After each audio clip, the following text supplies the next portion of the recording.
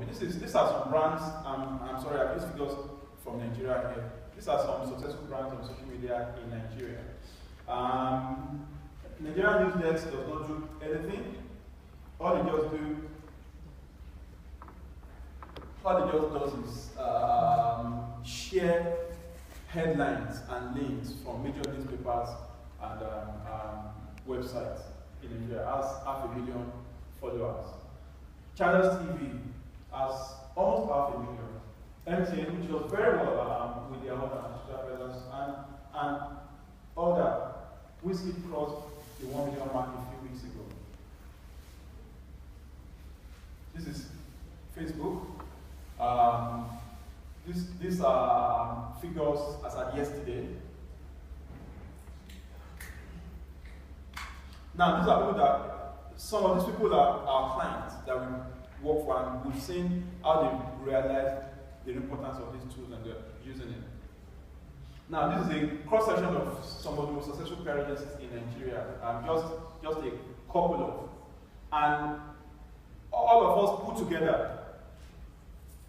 do not even have anything close to the lowest performance, be it on Facebook or on Twitter. What does that mean? We need to do something very, very rapidly. I'll round up in a minute.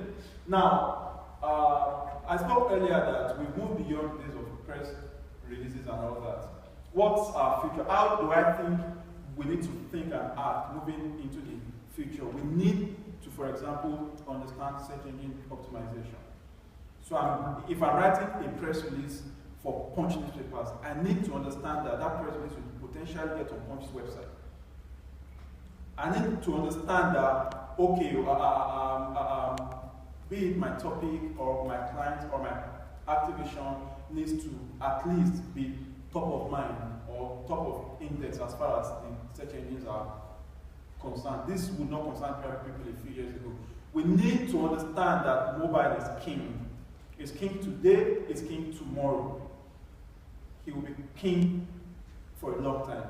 We need to build advocates for our brands on this platform. Someone said something very, very fantastic here yesterday that you don't even know if the people tweeting or speaking have a stake. They're probably being paid also. I can assure you that, for example, in Nigeria, in the social media space, there are camps and there are cliques. There are people who are in bed with some people, and you won't know. So it's like a war. You've got to build your own community of advocates to champion your message and pray that it grows from there. We need to understand news tracking. What is the world talking about? How can we share in that conversation? I keep making a joke about a gentleman in the country. I can't remember the country now, who got into all the newspapers when Nelson Mandela died. And what happened in one, I think it was in India, there was this big billboard announcing Nelson Mandela's death. And the photo on that billboard was the photo of the gentleman that acted Nelson Mandela in the movie. I can't remember his name now. He's a US actor, Morgan Freeman. And I'm sure somebody linked that to the president and said, oh, there was this goof in India, and the billionaire came to explain, oh, actually, I'm his fan. I commissioned that billboard. I didn't even see it. Oh, sorry for that. We'll put the real image there now. It was in the news. At the time when Nelson Mandela's death was in the news, he shared that conversation. So how do we understand what's happening, what's trending, and then see when it's appropriate to be part of that conversation. Videos, we need to push out video content. Audio, people engage better with audio visuals. I know in Nigeria we have bandwidth issues and other, in Africa, but it's getting increasingly better. It's better today than it was yesterday.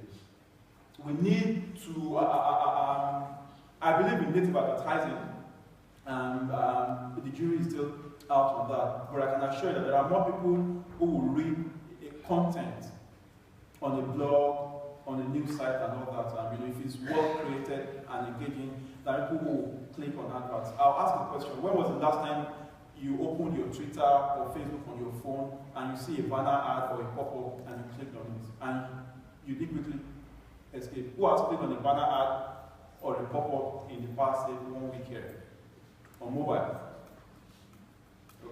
So we have like three people in the group. People, it's disruptive. It's almost like, oh, this is where I'm going to. Or on YouTube, where you're trying to watch a video and it tells you you can skip this advert in 5, 6, 7, 8 seconds. Who is there anybody here who does not skip those adverts when the time comes? That actually waits to watch the adverts before moving up to the content that they are trying to watch. Is there anybody here? So I think we need to embed our messages more in the content that people want to consume, in the content that the platform owners want to deliver. And I've spoken about on our own assets. We need to do more of community management. It is not now enough to get the kind of content we want to the platform. Say we've gotten a huge platform in Nigeria, say like Vanguard, you've gotten your content there. But what are people saying about this content? The comment section is as important. The comment section is as important right now as the content section. There was an article in FT just as we were coming here a few days ago, talking about content and how it's becoming increasingly important to understand what happens there and how it can be managed. So there's a story about you on a blog or on a website, and then people are saying negative things about it. Is that really what we want?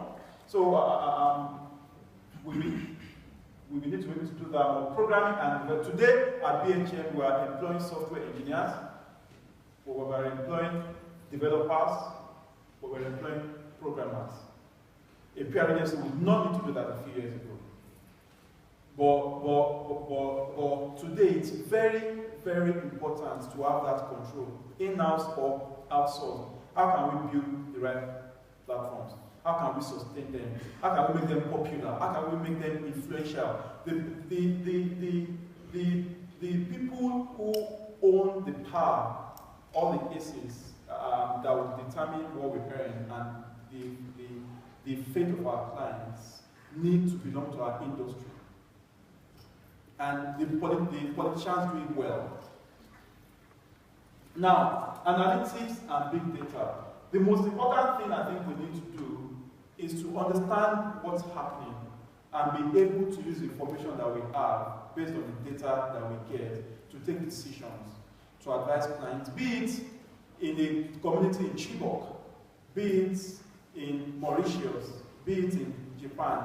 The information that we have, I'm sure when people in this room use, say, Google Analytics, which breaks it down to, it's like it tears it apart. So you can potentially say, oh wow, we pushed out this video, it was seen by X amount of people who access the video maybe using smartphones or who saw it on their laptop at social time of the day. Based on the feedback that we get from this data, it will help us take better decisions on how to advise our clients. Oh, you said that stuff. When you said this thing, take, for example, a president or a governor, and I particularly like the case study of Egypt.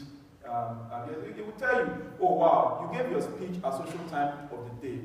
Wow. In fact, you wouldn't even have given the speech if you were to listen to your because you know, okay, Twitter in my town is not active at this part. This is what people are talking about. This is when not to do it. So he will help us understand what's happening on these platforms and how to make informed decisions and do our jobs better. Finally, I spoke about this earlier. Google is a tech company. Apple is a tech company. But they are more influential today and they will be tomorrow.